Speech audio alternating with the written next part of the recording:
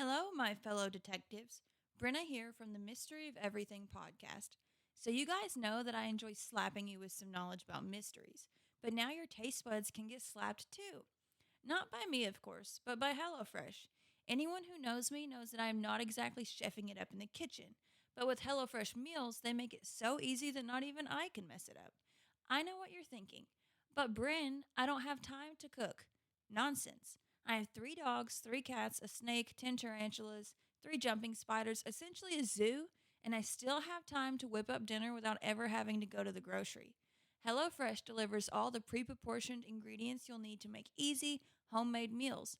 All the proteins, veggies, sauces, spices, and more arrive in your box along with simple instructions that walk you through each step in the cooking process.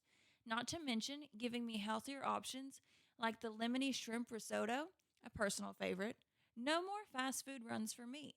Plus, I don't have to worry about my face swelling up from tomatoes because they ask all about potential allergens and only send recipes catered directly towards your needs. You can choose meals that match you and your family's lifestyle. With preferences like fit and wholesome, quick and easy, or vegetarian, you'll always find something to love from HelloFresh. It's no mystery as to why they're America's number one meal kit. Get 10 free meals at HelloFresh.com/freemo. Applied across 7 boxes. New subscribers only, varies by plan. That's 10 free HelloFresh meals just by going to HelloFresh.com/freemo. Free MOE.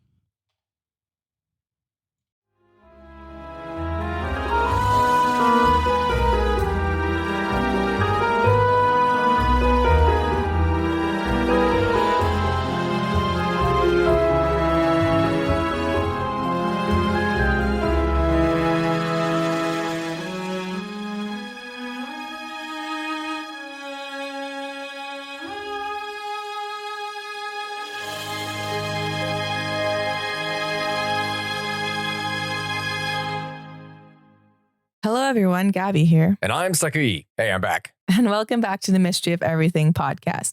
So Brenna was supposed to record with us today, but she was literally on her way over here this evening when they called her back into work. So, and it's like 9:30 p.m. and she just texted me, hey, just got off work. So The curse of working in modern America. Well, yeah, she works tomorrow at 8 a.m. too. So really, guys, she's doing her best. And we're really sorry she could not make it for the recording. But today's podcast episode is a little bit of a serious one with a lot of twists and turns throughout. So it's the story of one of the oldest cold cases to go to trial. So let's jump into it. A lot of the backstory information on the case comes from a CNN multi-chapter article, and it gives really thorough, well-researched information, but it was written before 2017, which means it has a very clear sort of bias. Okay. So we have to work around that, Well, yeah, that's going to happen with anything. And so you said this went to trial, so it wasn't fully resolved in the end. We're going to be exploring everything for the way it went down.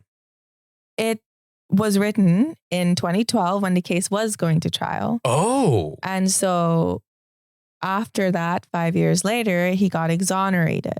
Oh. Anyway, let's get into it. I just want to warn everyone, though, that listener discretion is advised. This episode covers murder, kidnapping, sexual crimes. It's very graphic details, and I want everyone to be prepared that it is a more serious episode. So we're not becoming a true crime podcast, we promise. It's just the month of October, so we're focusing more on true crime, general mysteries, and if you're over on Patreon, folklore. So this story begins on December 3rd, 1957 in Sycamore, Illinois, when Maria Ridulph, who was at the time 7 years old, was kidnapped from a street corner where she was playing.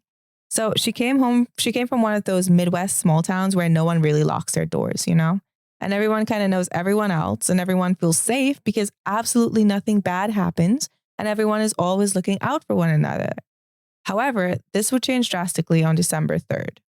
So it was a Tuesday and everything was going as usual. Maria and her best friend Kathy walked to their school, which was West Elementary School, and it was basically across the street. It was a cold day and they were anticipating possible snow. So after school, they went to Maria's house where they made paper snowflakes. What else do you do on a snow day? It's just a classic thing to do as a kid, and I mean, it's the 50s. So the odd thing, however, is while the two young girls were out that evening, A man in an overcoat actually approached them to try to talk to them as they were walking along State Street next to the public library. So thinking it was really strange that a man was talking to two 7 and 8-year-old girls, they entered a restaurant to avoid him. And that worked because he left. But what he left behind was troubling. Outside where he was standing lay 6 nude photographs of women. Well, hold on. When you say nude, we're talking stuff that you would have gotten from Something a magazine or something where you would take photos. You had to make your own nudes, I'm assuming, back then. Ugh.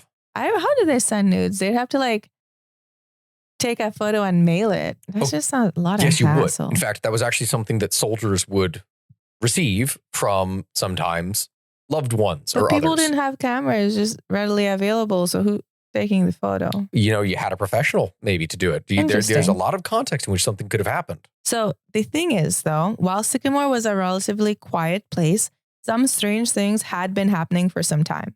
So since Halloween, chalk obscenities were being drawn on a tree and a stop sign in the intersection of Center Cross Street and Archie Place, which is where Maria and Kathy lived. And it was where the 2 girls were heading to play outside after dinner that evening.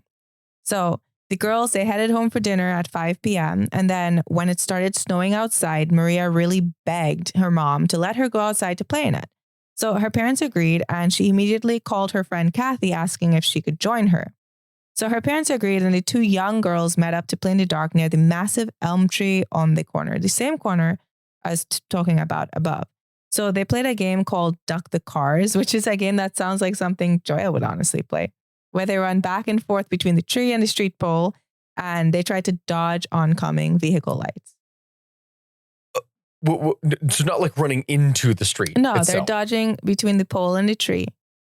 Oh, it's like Shadowlands, essentially. Where you'd see, okay, that's a classic kid game. Hit by the light, so they hide behind the tree and the pole. Okay, that's cute. Though I have a feeling that it's about to get really not cute from what it is that you're setting up here for me right now. And so while they were playing, a young man who Kathy described as good looking, she said he had blonde hair that was swept back in a ducktail with a narrow face, big teeth, and a high, thin voice. So it said that the young man walked up to them and said, "Hello, little girls, are you having fun?" And then next he told them that his name was Johnny, and he asked them if they wanted him to give them piggyback rides. He also told them that he was 24 years old and unmarried, which, I don't know, that's kind of a weird thing to tell 2 young girls. I don't know. Yeah. I mean, in general, a young man approaching 2 girls is strange in any scenario, but especially here. So he then asked them if they loved dollies, and of course, they would nod yes. So I'm getting all of these details from that CNN article, and the article itself states that the events and details were all being told 55 years later.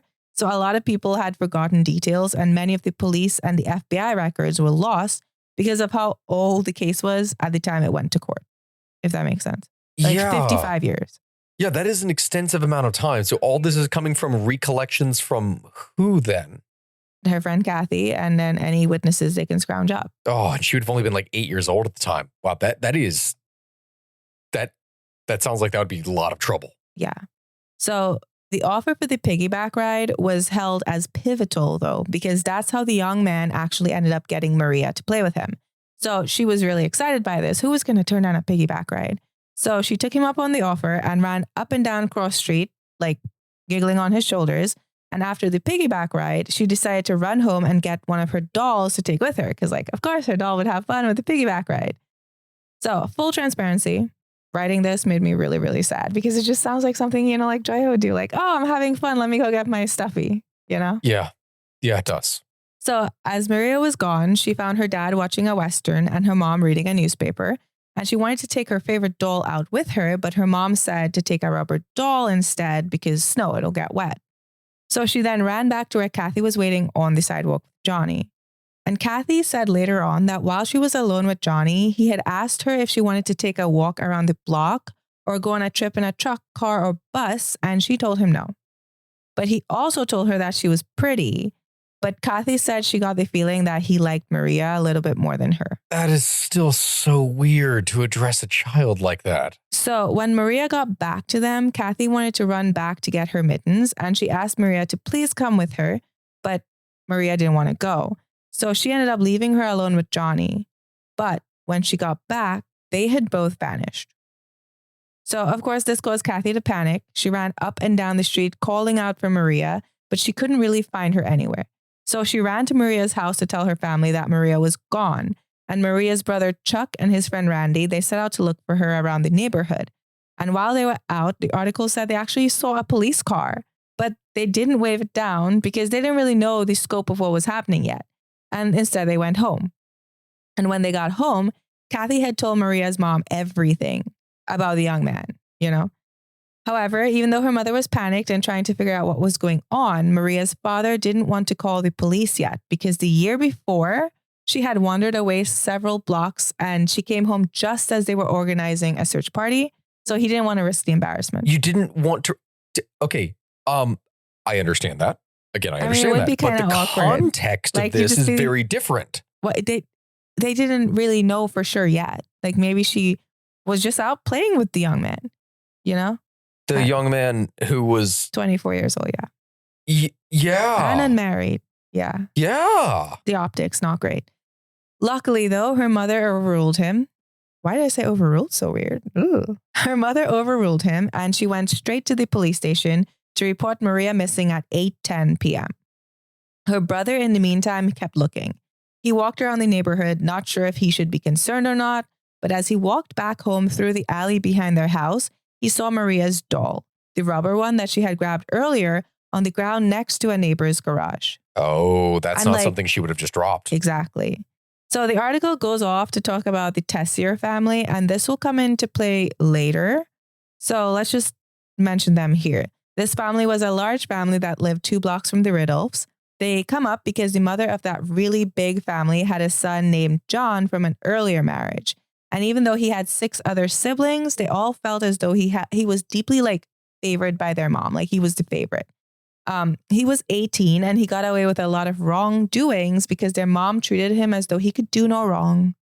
So the father of the Tessier family, he actually helped with the search that night. And as you go on in the story, you find out that he was close friends with the police chief and he would paint symbols on the police cars. So he was really well respected and well known by law enforcement. And the mom that night, she actually helped the other women make sandwiches and all of the other stuff to support the people in the search parties. So after hearing the news, they ended up locking their kids in the house, all of their kids, that is, except for John. His siblings said that they saw no sign of John that entire night. However, when the police would question the mother, Eileen, on where he was, they all stayed silent. They were kids, while she said that he was home all night long. So the police stopped and, in the next few days, they stopped and searched every car that passed through Sycamore for days and with no sign of Maria. The police chief didn't believe the suspect was someone from Sycamore. He believed that it had to be someone that was passing through because who's going to do that in their small town? No, but... So hundreds of people on December 4th fanned out to search Sycamore as well. They searched fields, trunks, cellars. Some were even carrying guns. It was a massive effort to find Maria. Her brother Chuck, at one point, was even asked to climb down a manhole because he was the only one in his little search group that could fit. I mean, motel rooms were searched, railroad cars were searched, entire fields were searched with no sign of her. There was even a collapsed grave at Elmwood Cemetery that they ended up digging up just to make sure. Trucks that passed through Sycamore, they were all traced. They drained a lake and dynamite was used in a quarry, and still they had nothing.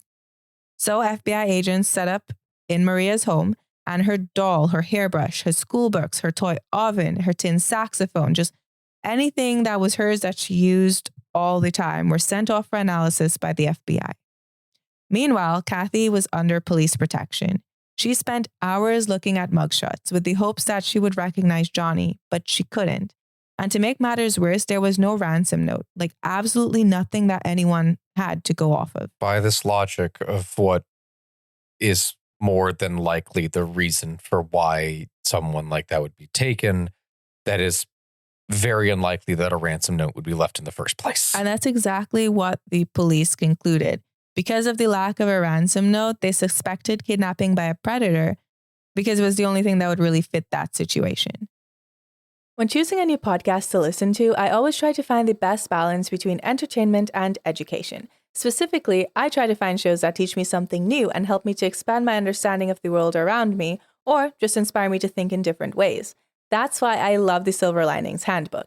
This podcast tagline is interesting conversations with interesting people, and it definitely lives up to it.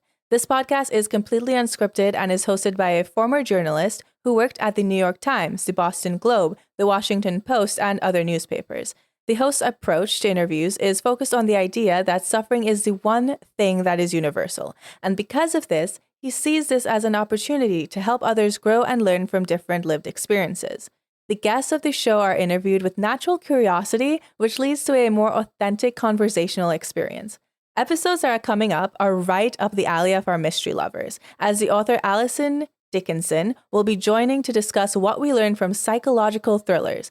And in another episode, former FBI profiler Julia Crowley will join for an episode of the real-life nightmare of the Golden State Killer. So if any of this resonates with you, make sure to subscribe to Silver Linings Handbook wherever you listen to podcasts. Deciding which credit card or loan is right for you is like trying to choose where you want to eat for dinner. Except when you finally get to the restaurant, the menu's riddled with jargon that no average foodie could understand. So at Credit Karma, we keep things simple. We show you personalized recommendations that align with your money goals and help you turn the confusing fine print into terms you can actually understand. And as a cherry on top, we provide a detailed overview for a new card or loan before you apply. That way, we can help you make decisions faster and with more confidence. Download Intuit Credit Karma today to get started. So descriptions of Maria and Johnny were spread with the desperate hope that someone would have seen them. It was said that Maria wore a brown coat, black corduroy slacks, brown socks, and freshly polished shoes. And then Johnny was said to be wearing a striped blue, yellow, and green sweater, and he had blonde hair that curled and fell over his forehead. However, they had conflicting accounts of her time of disappearance. They couldn't figure out if it was closer to 6 or closer to 7. And this was a really big problem because during the trial, every single second would count. And you'll see later why that is. Because at any given point, if there's any potential suspects, if they have an alibi of some kind. Yeah. So the main suspect, his alibi, it would come down to like the few minutes, like that hour, 6 or 7. Oh. So the FBI said they went out to play at 6:02. But the sheriff said that Maria didn't even call Kathy to play until 6:30. And then Maria's mother said it could have been 5:50 when they went out. But initially she gave a different answer. She said it was like after 6. But then later on she changed it. Not sure why. So during the next few weeks, Maria's mother pleaded for the kidnapper to bring her daughter back. She said she would forgive him for taking her. She was worried though because she said that Maria could become hysterical easily. And she was afraid he wouldn't put up with her for very long. She is quoted on television stating, "Don't cry, Maria. Above all, don't cry. Don't make a fuss. We'll be with you soon." Her mother and father firmly believed that she was still alive. Her father is quoted saying to reporters, "For God's sake, quit saying she's dead. I know she's still alive. Nobody would have any reason to kill her." However, just 3 days after Maria vanished, a tip was called in that someone who fit the description of the suspect lived in the neighborhood. And you remember the Tessier family that we discussed earlier? The one with like the six kids. 6 siblings and the one older brother, yeah. Yeah. So the FBI went to check in on them, and the parents said that they did discuss the fact that their son, John, fit the description, but he was 40 miles away in Rockford, enlisting in the U.S. Air Force. And with phone records, they were able to verify that because someone had made a collect call from Rockford to their house around 7 p.m. And his parents said that it was him calling to ask them for a ride, like back home. And this is the second differing alibi that Eileen Tessier had given for her son, though, while her daughters listened silently. So there was a completely different story that he could have had, but the daughters just didn't say anything. We'll find out. So after about a week with no clues, investigators told people to look out for large gatherings of scavengers, as her body may have been disposed of in a field. Oh, that's a horrible thing for yeah, no, I understand the reality of where that's probably going to end up happening, but that is a harsh reality for a parent to have to face. Yeah. So they were spending large amounts every week to keep the FBI agents out in Sycamore. And still no leads were turning up. The agents were actually stunned that Sycamore had such a large number of individuals that were worth being called in to be investigated, because in their investigation, they were asking for tips about all sexual deviants of every kind. So now keep in mind that this was the 50s. So their idea of sexual deviance was much larger and less politically correct. Let me guess. When you say sexual deviance, you mean anyone that potentially has any kind of sexual desire outside of the norm, like in the case of LGBT, or perhaps like dominatrix, or like anything that could be considered odd. Yeah, there were actually some really, really inappropriate quotes. Yeah, it is the 1950s, you know. Wait, hold I don't know. If they're calling in someone, like for an example, you're calling in on someone who's like gay, right? Like a man who would be gay. It doesn't make much sense if it's a young girl that went missing. Yeah, I don't, babe, it's the 1950s. I guess it was like a leave no stone unturned situation. I don't know. Way to be offensive and stupid in that context then. So yeah, you're right. 50s. There we go. As Christmas drew nearer, Maria's parents bought her gifts and wrapped them. The FBI agents packed up to go home for the holidays, and still no new clues were found in the case. Sycamore itself was forever changed. There was suspicion everywhere, though, and everything that, looked at the slightest bit strange was immediately called in. Like, they can see someone wearing a hoodie, I guess, at that point, and they'd be like, oh, that's him, Like, everyone was on edge. Mm-hmm. Naturally, it would be, especially if their little town just got... It's literally the stealing of innocence, but for a town.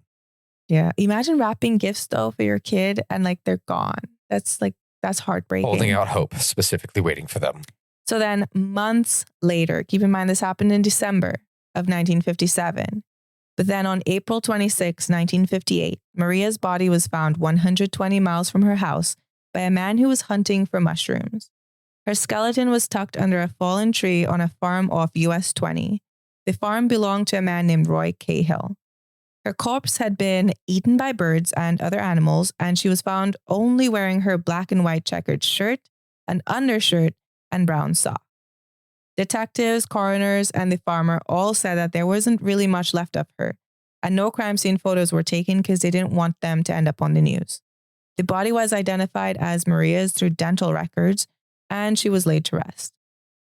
So, Kathy, her best friend, said that Maria's murder robbed her of her childhood.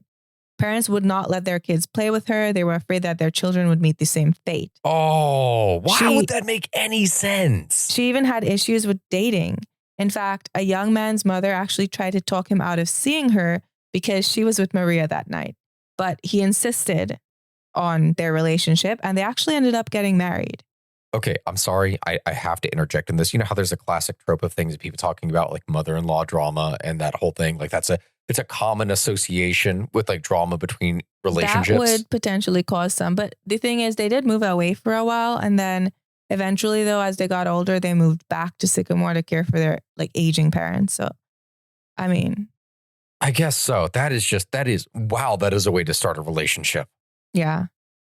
So that's the depressing story of how she got taken and what happened to her.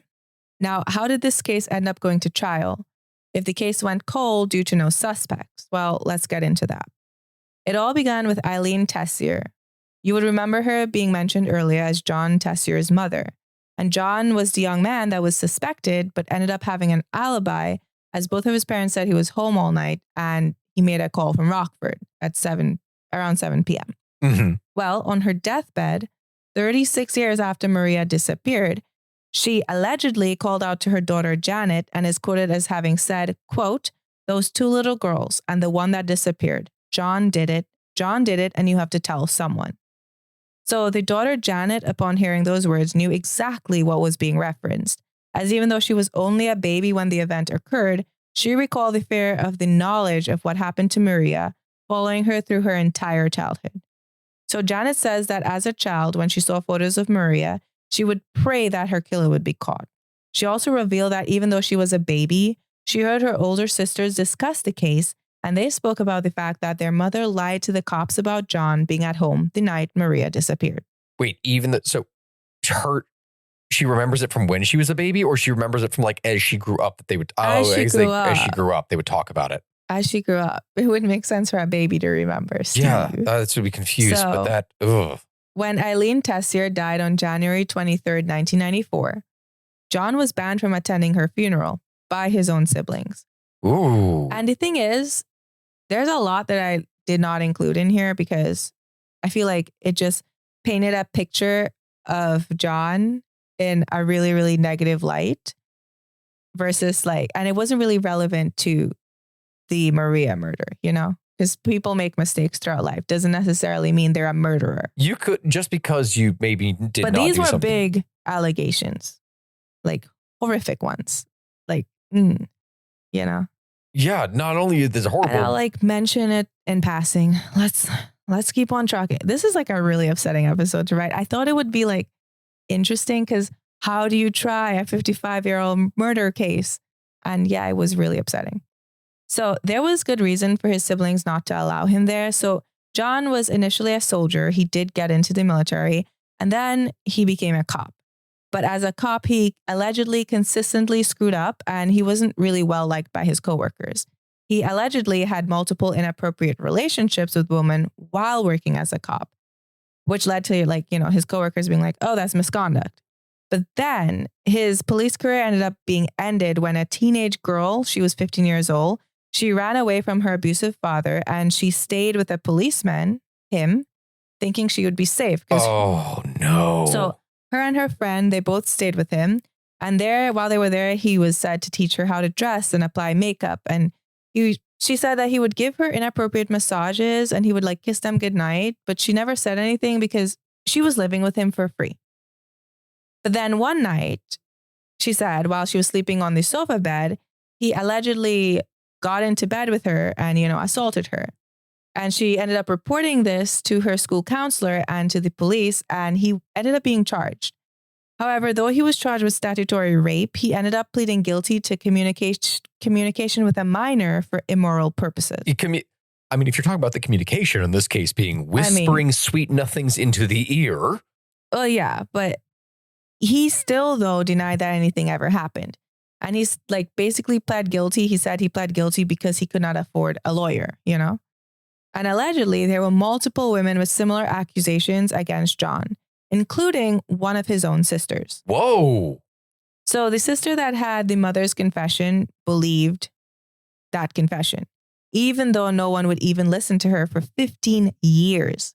But she believed it because she said that she knew how scary John could be. When she was 21 years old, she stayed with him in Washington, and there he ended up making some remarks that made her really uncomfortable. There was one scenario in which she saw his entire personality change within seconds. He was full of hatred, and then he went right back to being his normal self, like nothing even happened.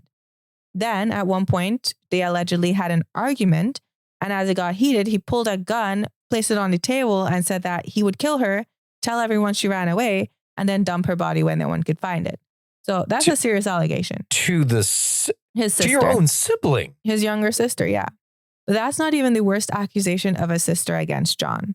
His sister, Jean, accused him of molesting her when she was a child, and then having her watch as he allegedly did the same to other girls in the bushes or the stairwell of the elementary school. And allegedly, when he was home from, on break from being a soldier, she says that he did molest her and then offered her to his friend. So very, very serious allegations against him. That's not just serious. That's disgusting. And it's building a kind of profile of an individual that is, I honestly, I can't even put it into words. Like that is horrifying. Well, the thing is, this does go to trial later on and he gets acquitted. So again, so with all of the knowledge that her mother confessed that John did it, Janet tried her best to let the authorities know. She called the cops, but they didn't take it seriously. And her family members even said to just let it go because it was so old at this point. So with everyone seemingly ignoring her, Janet stopped pushing. But then in 1997, the case got declared closed because a detective said that there was a suspect. So a truck driver that had a history of being a sexual predator, he was dead at this point, but he had been investigated for a similar crime in 1951, and he seemed to match the descriptions of Johnny. So everyone in Sycamore was relieved to accept this as a fact because the truck driver, it was like he was being investigated for the murder of an 8-year-old girl, same type of crime, And someone that could have just been passing through. It's like it very well could be the type of person that would do it.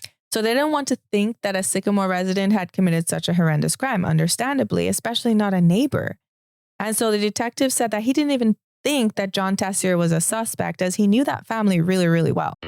Kroger Delivery has one mission: to deliver the freshest food right to your door. That's why our drivers are pros. Our trucks are refrigerated. And when it comes to low prices, we always deliver. With $20 off your first order of $75 or more, there's no better time to get in on the action. Mission accomplished. Restrictions apply. See site for details. Making everyone happy on vacation isn't easy, but you know what is? Going to Aruba. All you have to do is walk out your door to find pristine pools, relaxing white sand beaches, and an island teeming with outdoor activities that'll put a smile on any face. You won't just feel great, you'll all feel great, filled with a calmer, more peaceful vibe that radiates Aruba's warmth. And the best part is, it never fades. That's the Aruba effect. Plan your family trip at Aruba.com. But a decade later, Janet Tessier, still trying to get someone to listen to her, she reached out to the author of a book about an unsolved case, and she asked how to get an old murder looked at again. And he said that she had to find a willing investigator. So on September 11, 2008, she sent this email to the Illinois State Police, quote, Sycamore, Illinois, December 1957. A 7-year-old child named Maria Ridulph vanished. Her remains were found in another county several miles away in early spring of 1958. I still believe that John Samuel Tessier from Sycamore, Illinois, aka Jack Daniel McCullough, was and is responsible for her death. He is living in the Seattle-Tacoma, Washington area under the name Jack Daniel McCullough. I've given information to the person responsible for the cold case in Sycamore. I've done this a few times. Nothing is ever done. This is the last time I mention this to anyone. What information I do have makes Tessier McCullough a viable suspect and worth looking into. I'm not going to keep doing this over and over. It's exhausting and it dredges up painful, horrible memories. End quote. So that last line ended up getting the attention of Tony Rapax, who was a state police commander based in Elgin. He reached out to Janet, and at first he was really wary. Like, he found out that she was a baby when the crime happened. So that would make anyone hesitant, you know? Yeah, which means that obviously she's not pulling this from personal recollection immediately for It's the crime. hearsay. It's hearsay. So then, after she told his story, though, he decided to take her seriously, especially after the revelation of what her mother said. So then he put his two best men on the case, Larry Cott and Brian Hanley. So Cott and Hanley, they began working with the Tessier siblings. First, they got Jean Tessier's testimony about what happened to her at the hands of John, and then they started checking into his alibi. So years earlier, he had said that he went out with some friends to help search for Maria the night that she was kidnapped. However, the detectives found out from the friends and the classmate he said he was with that he was never with Tessier. So that blew holes in that alibi. And then in addition, John was supposed to pick them up at, like, some of his friends up at a hobby shop the night Maria vanished, but he never showed up. So the next big issue with his alibi was investigators were able to confirm that he did go to the U.S. Air Force Base, but he left at around noon. Then he was seen in Rockford around 7:15 p.m., which means there's a lot of time in between where he could have been doing anything, right? Yeah. So remember how earlier I said that the exact time of her disappearance would be important, and it would be important all the way through his conviction and his exoneration. So the wide range of times from 5:50 p.m. to 7 p.m. was a really crucial piece in determining the soundness of his alibi. So the initial report said that she disappeared at 7 p.m., which means it would have been impossible for John to get to Rockford from Sycamore that quickly. But then Maria's mother initially said that the girls went out at 6:30, and then Maria came back at 6:40. But then later on, she changed it and said that it could have been 5:50. Why did she change it, you know? Timing in a missing persons case is everything, and the unreliable testimony on what time, like, things may have happened is a huge issue. Yeah, that could jeopardize quite literally everything for a case. So then Kathy's mother has said that they left at 6:02, but no one knew exactly why she had such a precise time, because you would say around 6-ish, not 6:02 exactly. But the details on that precise time were lost to time, literally. lost. So the investigators decided to rely on a heating oil delivery man and a city bus driver. So the oil delivery man said he stopped at about 6 p.m. to deliver oil next to where the girls were playing. And he spent about 15 to 20 minutes there. But when he was done, the girls were no longer on the corner. And then at 6:30 p.m., a city bus driver drove past the corner and he also saw that the girls were not there. So this led these investigators to believe that Maria was taken around 6:20 p.m., which investigators said may have allegedly left enough time for John to get all the way to Rockford and place a phone call home from there, which is like a lot because he would have had to take Maria, restrain her, drive all the way to Rockford, make a phone call in like 40 minutes. Yeah. Also, hide her or try to stop her in some way from being able to say anything Escape, loud. yeah.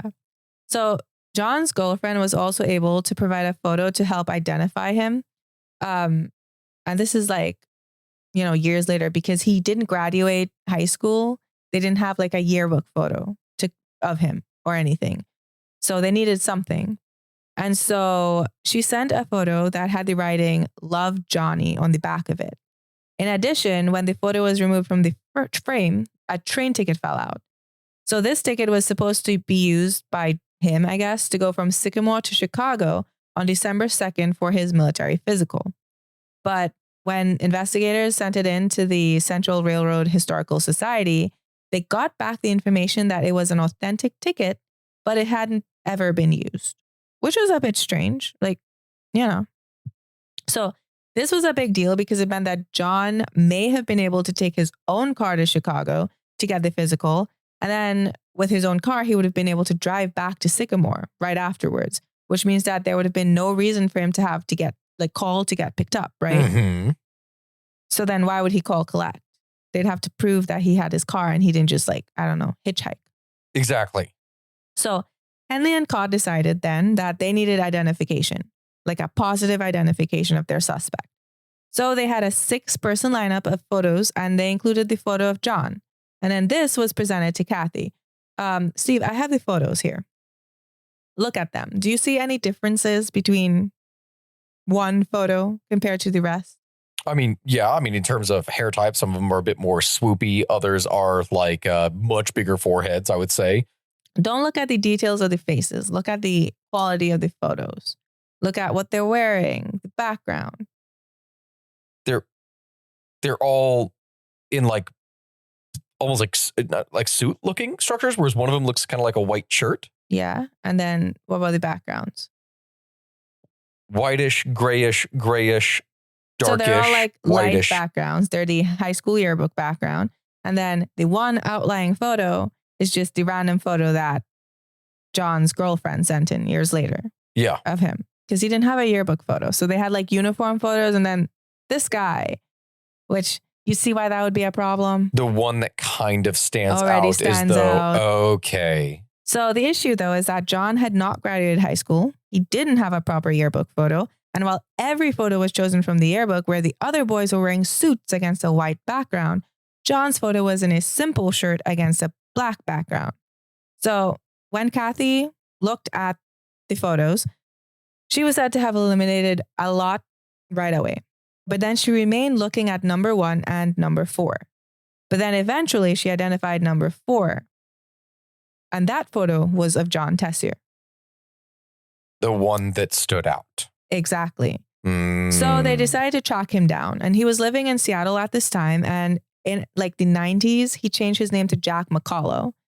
He had been through 4 marriages at this point, but stayed married to his 4th wife. Yeah. 4. Okay. That would be crazy now, considering that we're talking about a time in which this is like, I have an uncle who's kind of older who has like, I don't know, man, 6 wives, bunch of girlfriends. That's why he doesn't have any more wives. Yeah. And Gabby, bless him. In terms of an outlier here for how people perceive him and his relationship to people. Yeah, but his relationships and how he lives his life isn't on trial. True. I understand. That's pretty. That would indicate that something else was going on, though. Like we already said, he was a soldier and a cop and recorded as being abusive, right? By who? Sister. Yeah. But maybe he just wasn't good at relationships. Yeah. All right. Yeah. No, maybe I'm just reading a bit too much into this in the first place. I mean, you're not here to judge. You're here to tell a story. True. I fear. Fair enough. So when they found Jack, he was married to Sue for almost 20 years. They babysat their granddaughter and they seemed really happy, even though in the article that I read, it said that before they got married, his sister Jean had allegedly called to warn Sue that Jack was evil, but then didn't really give the details of how he was evil, you know? And so on June 29, 2011, they took Jack or John into custody and he was interrogated for 8 hours. Oh, also, other just small thing to mention is I think Jack's daughter ended up going missing at some point and then she ended up being found dead. It was either his daughter or his half daughter. But oh, wait, what? She was last seen in like a motel with her boyfriend. So it's just another like weird thing, coincidence. You know? But anyway, on June 29, 2011, they took Jack John into custody. He was interrogated for 8 hours. And during that time, he denied his sister's allegations. And he said he was just playing around. Like it wasn't anything like to cross the lines that she said he was crossing. He said he did not. With the whole molesting part? Yeah, he said he did not just do that. Just playing around? He said he didn't do that. So, I mean, he also said he had a conversation with a friend that warned him to stay away from a boy in Maria's neighborhood that was preoccupied with sex, which is like interesting to bring up. The article that I read said he at one point said, quote, "Let me tell you something. I did not kidnap that little girl. Look at my eyes. I did not have anything to do with that little girl. She was loved in the neighborhood. She was a little Mexican girl with big brown eyes, and she was sweet as could be. Hardly ever said a word to anybody, and everyone loved her." End quote. And then after about 3 hours into the interrogation, he agreed to a polygraph. But that ended up being cut short as he wasn't like calm enough for it. Like he would go from like calm to like really worked up. So, but then after the polygraph, it was revealed, like they revealed what his mom said, and he refused to believe it because he said his mother loved him and would never say that. Then when presented with the evidence of the unused train ticket, Jack said he must have hitchhiked that day. So I'm just going to read verbatim how the rest of this questioning went. So, quote, "He grew edgy when he was asked whether he ever handled Maria's clothes or touched any of her things. He placed a chair as a barricade between himself and the detective, who decided that it was a good time to leave the suspect alone with his thoughts.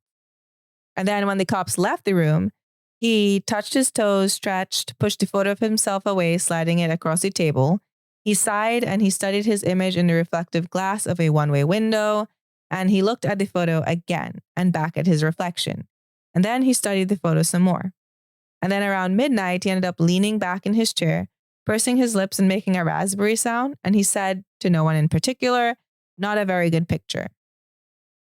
And then when Sienski like went back in a few minutes later, Jack said, 'Okay, that's me.'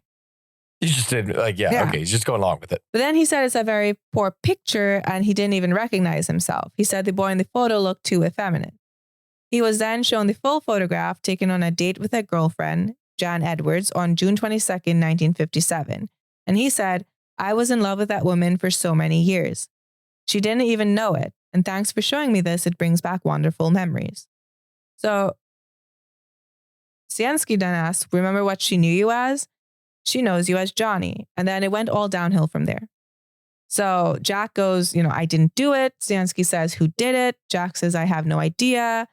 And then they say, 'You do realize that you're under arrest?'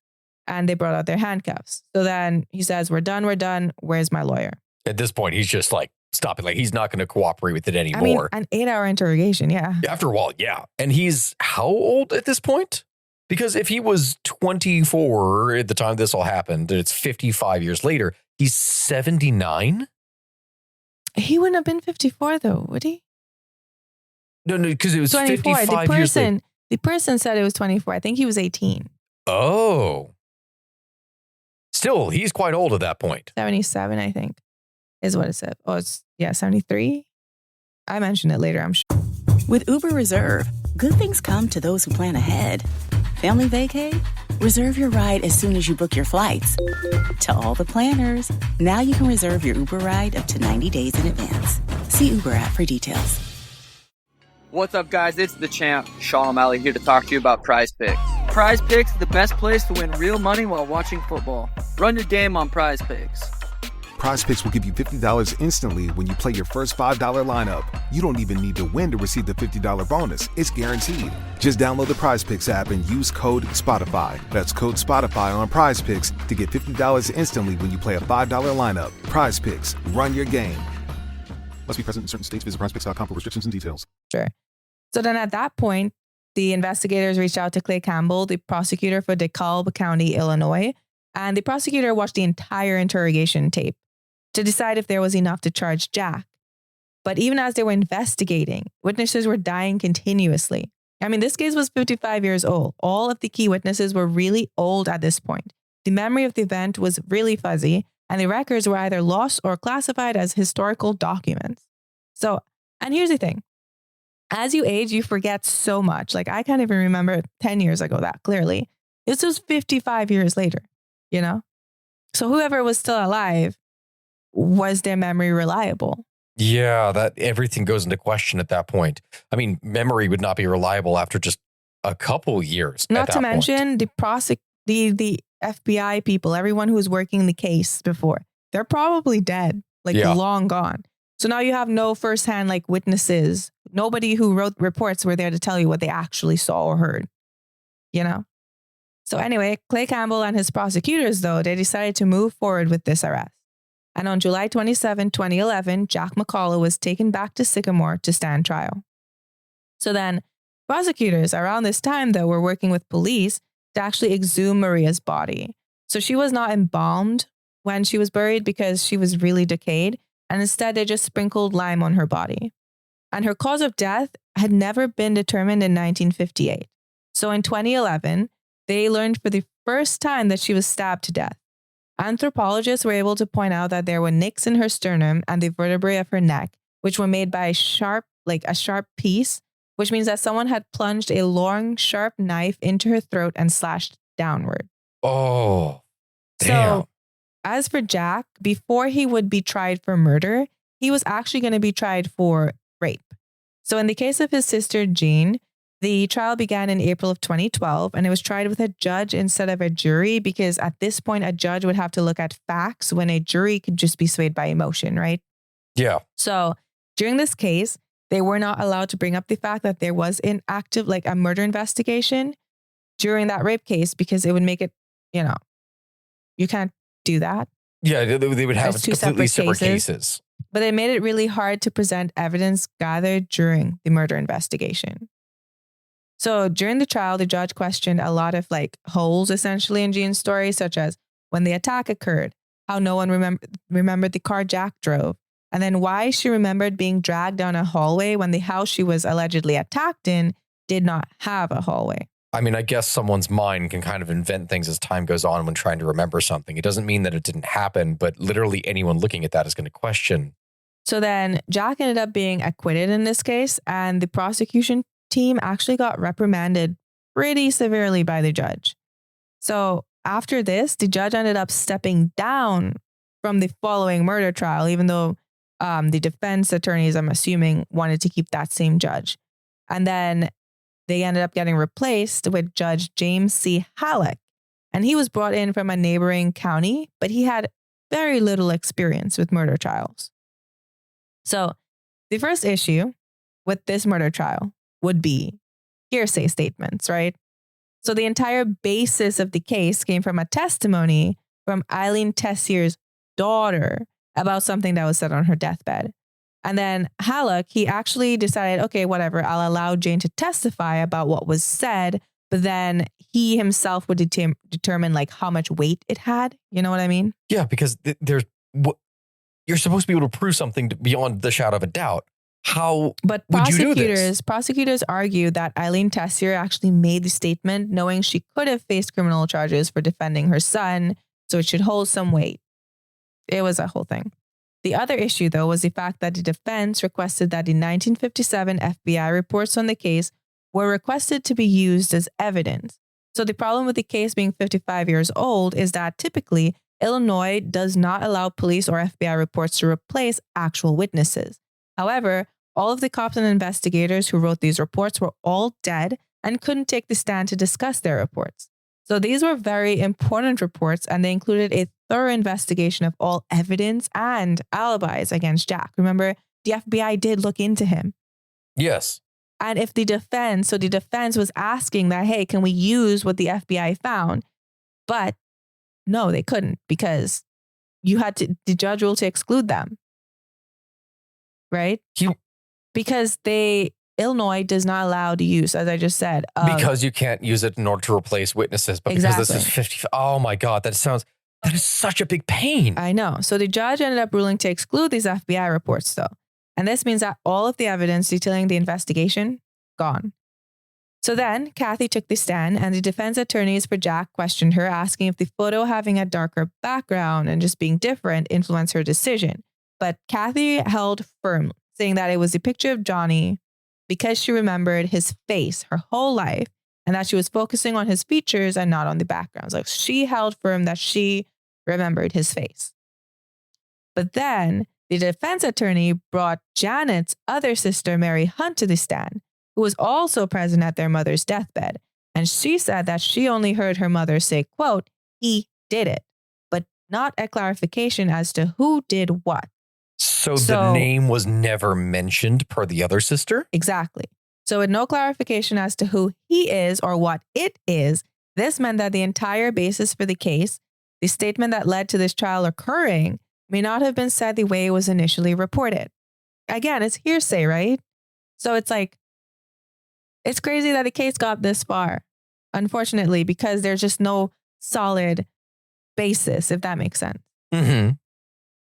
So then 3 jailhouse snitches came forward, all saying that in conversations with like them and Jack, he admitted to killing Maria. But they all gave different accounts, like strangling or suffocation. But none of them were able to name stabbing. And even with the nature of how these were discovered, and from the fact that these types of informants can be hard to trust, they were still allowed to testify. Even though the story that they gave was not consistent with what they found. There were no other witnesses, though. So However, after 4 days of testimony and not even all of the evidence being presented, I think like the ticket wasn't presented and a few other things, the judge handed the verdict as guilty on all counts. So murder, kidnapping, and abduction of an infant. And at 73 years old, Jack McCullough went to prison. But that's not where the story ends. So, in 2017, Jack McCullough, who was 77 at the time, ended up being granted an innocence certificate by Judge William Brady. And this ended up returning Maria's case to the unsolved case files. New evidence was found that supported his alibi because, you know, the Innocence Project and stuff, they go back and they look at these cases to see, like, hey, is it legit? Yeah. So, for instance, this new evidence, like Maria, she was seen while her father and neighbors were watching Cheyenne and Name That Tune. And both of these half-hour TV shows began at 6:30 p.m. Wait, this was the Western thing, the thing that you mentioned at the very beginning, that he was watching a Western, which means that they would be able to pinpoint the exact show. Exactly, when she walked in to get her doll. And the FBI reports also show that John's alibi was cleared by the FBI mere days after Maria disappeared. So it wasn't like, oh, the FBI didn't know where he was. Like, no, the FBI cleared him, right? His alibi checked out as he had he called collect home at 6:57 p.m. And he had conversations with military recruiters in Rockford, like the post office, between 7:15 and 7:30 p.m. So people saw him there, which means that no matter the evidence the prosecution allegedly had, he was in Rockford at that time. Then McCullough's girlfriend from before. So the weird thing is, in the CNN article that I read, it said that she never saw him that night. But then in the other article where he was exonerated, they actually were able to prove, like, they had information that she said he came to her house at 9:30 p.m. that night. He was a little bit late, but he was really excited because he had passed his physical. And she said he didn't look nervous or anything. He was just the same old excited, just really eager and happy that he passed his military physical. So there were 3 lawsuits filed by 2 of the 3 inmate witnesses who testified against McCullough in 2012 because they said that they were promised favors for their testimony, and then they filed those suits when the promises weren't kept. So, like, basically that they could have gotten reduced sentences if they were able to provide this, which means that they were incentivized from the very get-go to provide something. evidence. So then the photo lineup where Kathy ID'd John was analyzed by an expert in eyewitness investigations. So the fact that Kathy claimed to remember Johnny 52 years later after seeing him once for like a really short amount of time wasn't believable to that expert. In addition, the investigator presenting the photos knew who the suspect was, which is no longer common practice. Like if you're presenting a lineup, like you should know, because I'm assuming the investigator could subconsciously signal to like influence the decision making of the person identifying the witnesses, right? Yeah. So This episode is brought to you by CarMax. Boldly searching for your next used vehicle? With CarMax, you don't have to settle on anything when it comes to your ride. Instead, steer clear of the ordinary and buy the car that's right for you. Because CarMax makes it easy to stop settling and find a car you'll love today. Start shopping now at CarMax.com. CarMax, the way car buying should be. Meaningless stuff. Why do we gift so much meaningless stuff? Tired of generic gifts and hollow trends? Shutterfly allows you to create meaningful photo gifts for your family and friends. Whether it's a cozy fleece blanket for grandma, a stunning canvas print for mom, or a mug to make dad smile. Enjoy 40% off with code MAKE40 at Shutterfly.com and make something meaningful this year. See site for more details. that's not done anymore. In addition, the only photo that was not taken from the high school yearbook was Johnny's, as we said before, which gave him a completely different outfit and background than the other photos, which really set it apart. And for the brain, it doesn't matter if you're trying to be impartial, you're going to make those notices because we're creatures who recognize patterns. Yeah. And then finally, the process by which Kathy identified the witness was not done in a way that it was convincing to this expert. So the fact that she eliminated some photos and then was stuck between 2 means that it was more of a process of elimination rather than a from memory identification. Because if you identified someone from memory, you'd just be able to say this one. Yep. You wouldn't have to stare at 2 of them and be like, but it could be this one. So what she must have probably done was look at the 2 photos and picked out features that she thought were most similar, if that makes sense. So, but yeah, for 6 years, Jack McCullough worked to clear his name, especially since being imprisoned for a crime against a child. Like, it puts a target on your back, you know? Oh, they'll straight up murder you in prison. And he had that target placed on his back at the age of 70 something. So while we don't know what happened to Maria, and we may never know what happened to her, Jack was painted as a monster for decades. Even though he has been declared innocent and proven innocent, people still believe that he's responsible. And even though he, at this point, is just trying to live his life, you know. So this case was one of many twists and turns. And it's a good way to show that hearsay is not reliable evidence. Without solid, hard evidence, lives can be ruined, and answers that are so badly sought after can lead to wrongful convictions just through the deep desire to solve the case.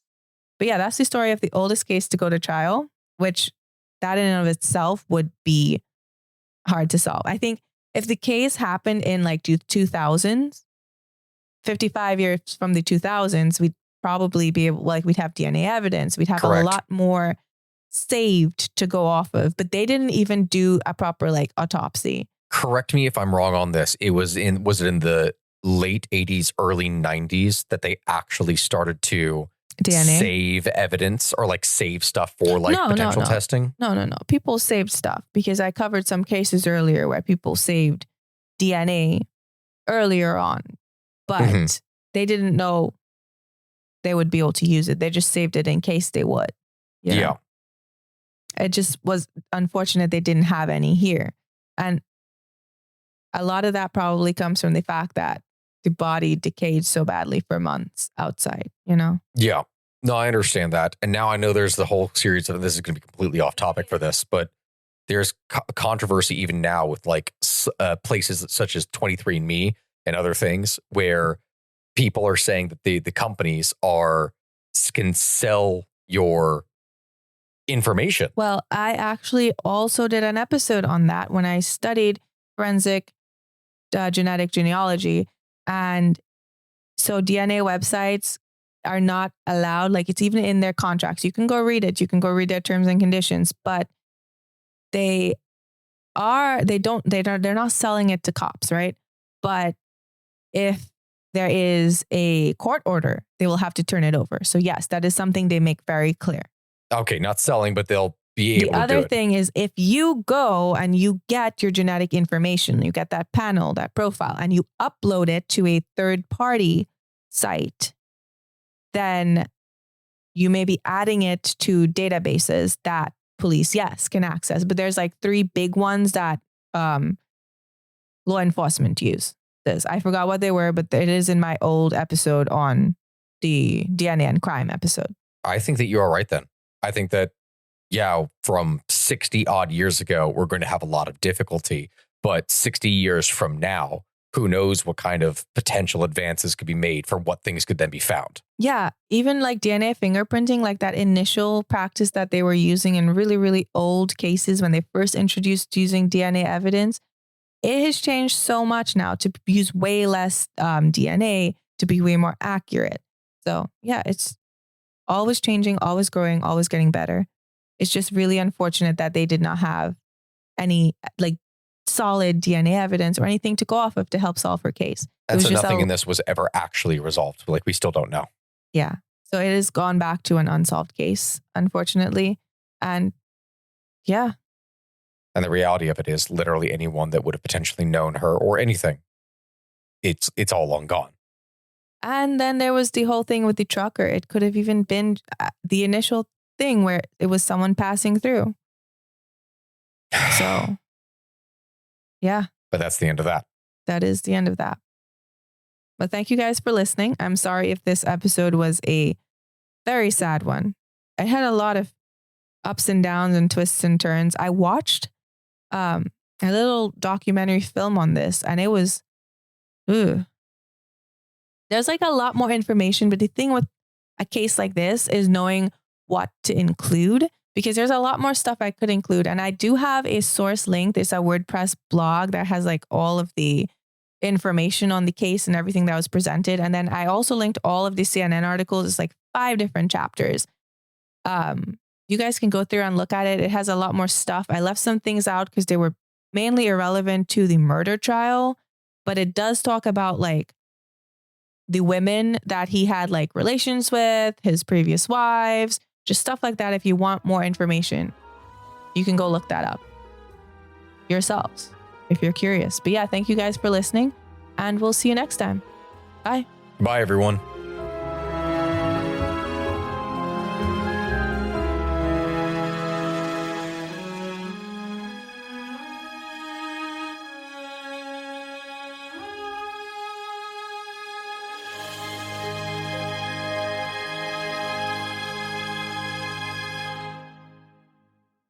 Have you ever wondered how inbred the Habsburgs really were? What women in the past used for birth control? Or what Queen Victoria's 9 children got up to? On the History Tea Time podcast, I profile remarkable queens and LGBTQ+ royals, explore royal family trees, and delve into women's medical history and other fascinating topics. Join me every Tuesday for History Tea Time, wherever fine podcasts are enjoyed.